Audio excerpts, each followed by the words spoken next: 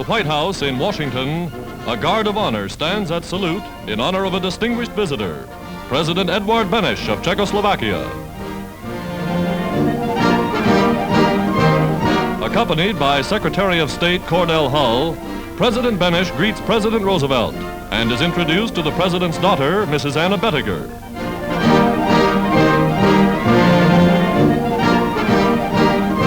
Members of the Cabinet extend a hearty welcome to the visitor. One of the great leaders of pre-war Europe and a fervent defender of democratic traditions, President Benes works unceasingly to free his nation from the yoke of Nazi Germany. A second distinguished visitor arrives at the White House. On the heels of the Allied victory in Tunisia, Prime Minister Winston Churchill arrives in Washington for his 5th wartime conference with President Roosevelt and a discussion of plans for the next moves against the Axis.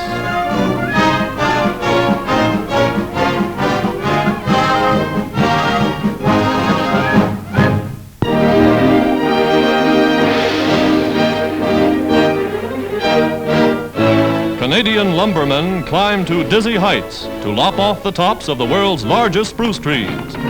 These mammoth trees yield the finest lumber for aircraft construction that can be obtained. The Queen Charlotte Islands and other forests in British Columbia and Alaska are the chief sources of supply for Canadian and American lumber industries.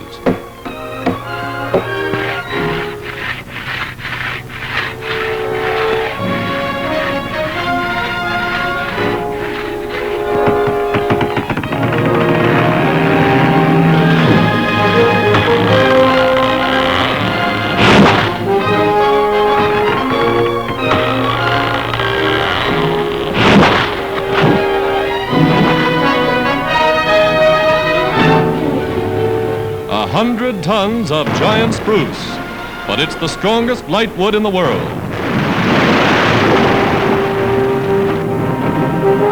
Canadian women replace the traditional lumberjacks in some jobs. These girls work long, hard hours to get out the wood for the Allies' fastest bombers. From the forest to the mill, and then on to the railroads to take their part in the United Nations assault on the Axis.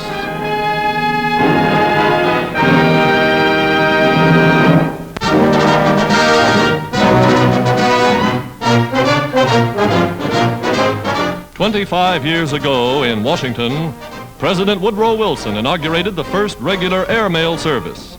The first regular flight between the nation's capital and New York City was a tribute to the pioneering vision of the men of a quarter century ago and led to the vast network of modern airlines and airmail routes.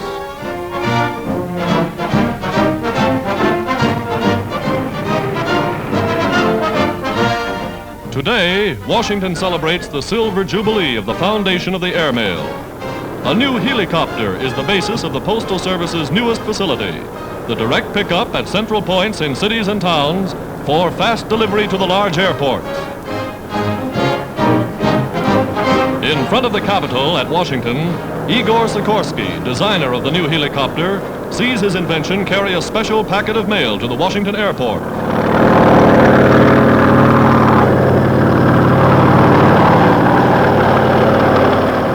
In the 25 years of its existence, the airmail has grown beyond all expectations, totaling 45 million pounds in a single year. There will be more airmail helicopters after the war. Today, because of their amazing maneuverability, helicopters are under secret Army and Navy orders.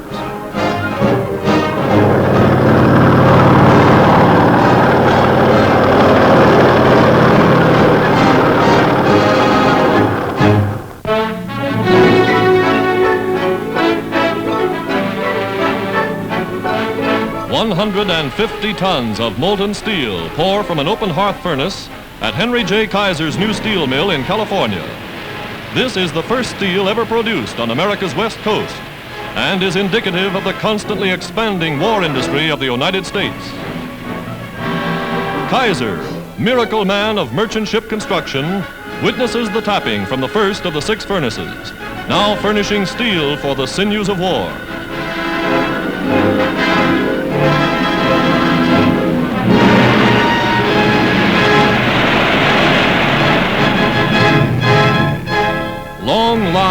of new heavy tanks bear witness to the need for steel and more steel. Here is one of the many tank depots which stretch across the American continent. Tanks finished, armed, and ready for shipment to the battlefronts of this global war.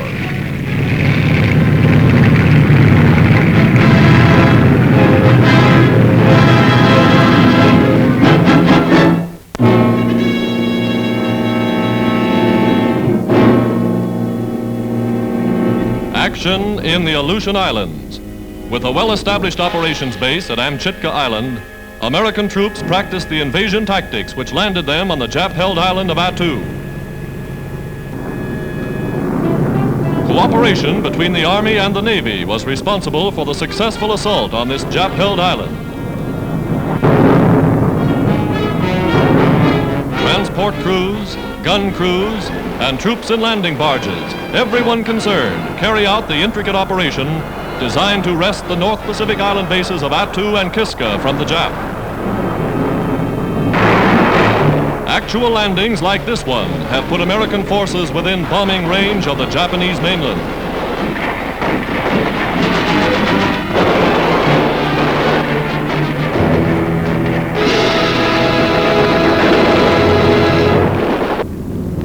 In New Guinea, Boston bombers and bullfighters of the Royal Australian Air Force take off from an island air base to attack strong points still in Japanese hands on the northeast coast.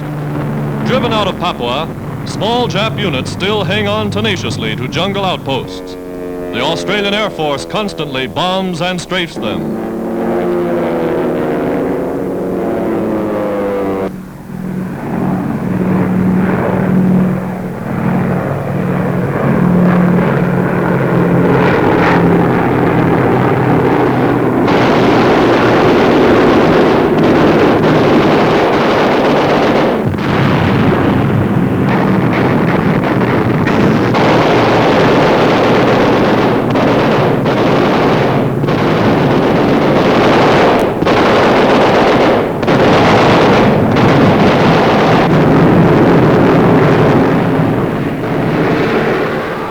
Jap positions at Mubo in a steep-sided ravine, the Australians drive in fearlessly.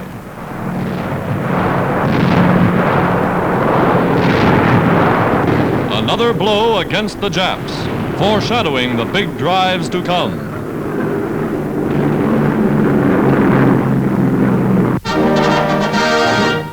Somewhere in China, the 14th Air Force sees the second star of a major general pinned on the shoulder of their popular commander, General Chennault.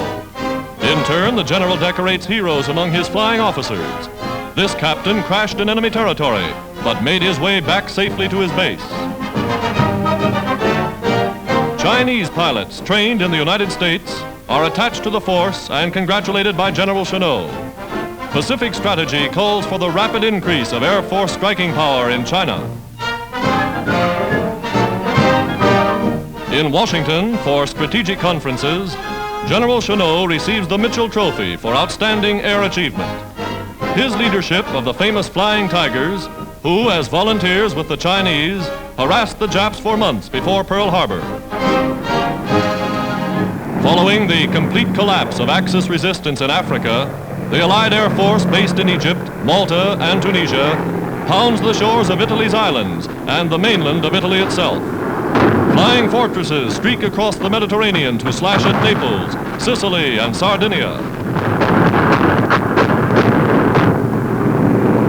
Weak anti-aircraft fire doesn't stop this round-the-clock bombing of these stepping stones to the Allied invasion of Europe.